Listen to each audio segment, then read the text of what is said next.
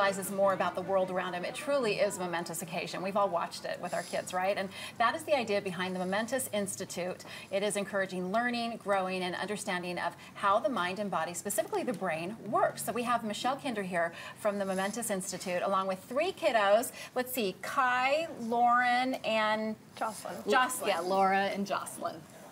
So why is it important for us to understand the way that our brains work? You know, it's kind of shocking in a way that we haven't been teaching kids about their brains. It's the most important part of us. And what the kids at our school learn is just some basics. They know that their amygdala is in charge of their emotions. They know that their prefrontal cortex helps them make good decisions.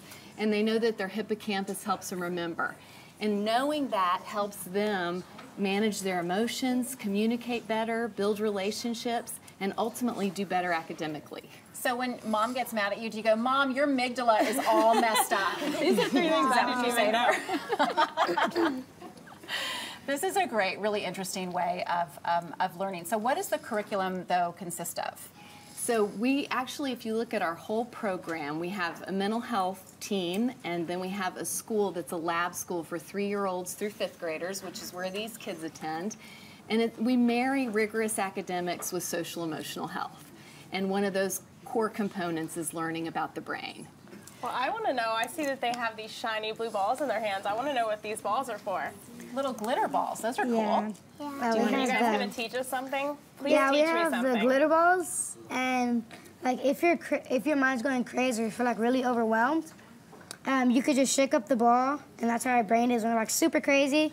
You just watch the glitter go down.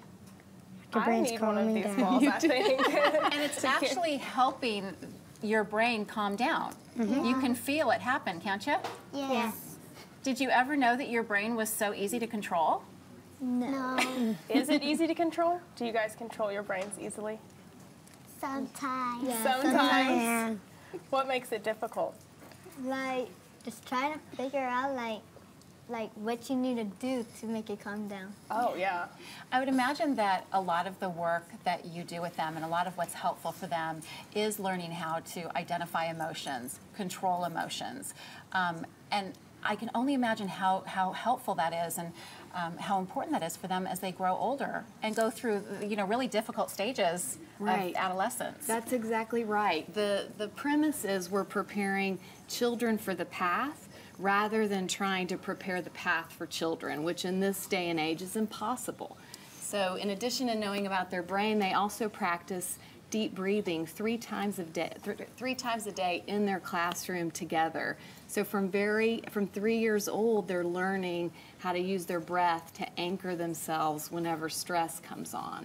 So I'm curious, guys, okay, if you're in a situation, say there's a kid at school or in your neighborhood that's not being nice or saying mean things, do you think that your practice of learning how to calm down and learning how to think through situations, do you think that's helping you if you're ever confronted with situations? Yes.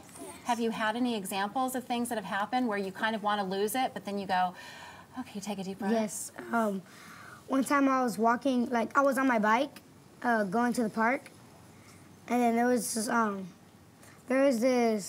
a dog and this boy walking the dog, and I was on my bike, and he pulled the dog in front of my bike to stop me.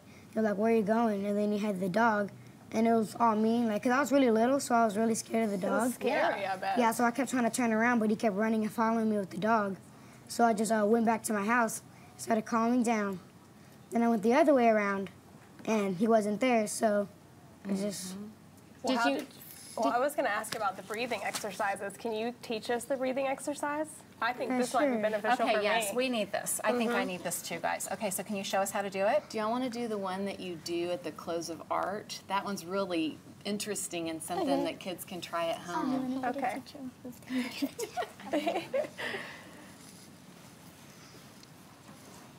So we want to do it while we're standing? Should we stand up? Okay, Should we stand up? stand. Yeah.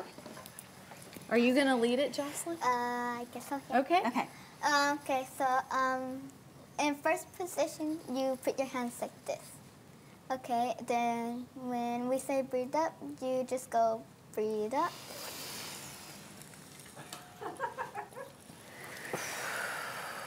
And when your hands are coming down, you have to make sure they're like close enough, but they're not touching. Oh, they can't touch. Okay.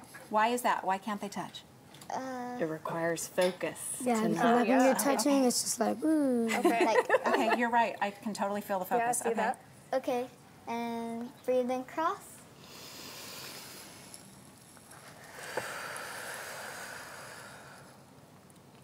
Breathe in, cross.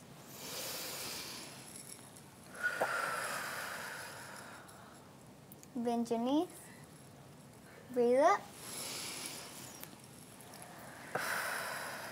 One more time. I think we better stop with that. That's perfect. I feel better already. I know, I do too. Better already. This was so relaxing. I was a little nervous today, so this really calms me down. Yeah, I think we just found a new way to start the show every morning, Yeah. you guys. Thank you so much for job. coming today with us That and was explaining awesome. your amazing curriculum that you do there at the Institute. It's just so fun to learn about. You can learn more about the Momentous Institute by going to thebroadcasttv.com. Just click on today's links. Okay, we are back in the Sub-Zero Wolf Bentwood kitchen with our friend Chef Tiffany Derry when the broadcast returns. Stick with us.